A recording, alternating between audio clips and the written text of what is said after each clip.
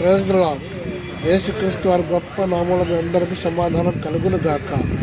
ఈరోజు మనం అందరినీ ఆత్మీయంగా బలపరిచే దేవుని యొక్క మాట, మునుపటి కంటే అధికమైన కార్యములు నువ్వు చేసెదవు. యోహాను సువార్త 1వ అధ్యాయం 50వ వచనం. దేవుడు మన పట్ల మునుపటి కంటే అధికమైన కార్యాలు చేయాలని, ఎంతో గొప్ప గొప్ప కార్యాలు చేయాలని, మన చేత చేయించాలని ఆశ కలిగి ఉన్నాడు. అయితే మనము దేవుని కొరకు ఎలా ఉండాలి అంటే, దేవుడు ఏ కార్యం చేయమంటున్నాడో ఆ కార్యాన్ని మనం గుర్తించాలి. దేవుడు ఎలా ఉండమంటున్నాడో అలా ఉండడం మనం నేర్చుకోవాలి. దేవుని వాక్యానుసారంగా ఎలా బ్రతకాలో, దేవుని వాక్యంలో ఎలా నిలబడాలో మనం మొట్టమొదటిగా నేర్చుకోవాలి. దేవుడి కార్యాలు మనమే కాదు, మనతో పాటు మన బంధువులు, స్నేహితులు కూడా రుచి చూడాలి.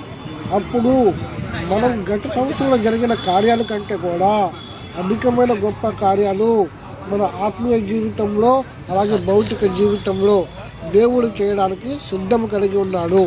ఈ కార్యాలన్నీ పొందుకోవాలని కోరుకుంటూ యేసు నామములో సమాధానం కలుగును గాక. ఆమేన్.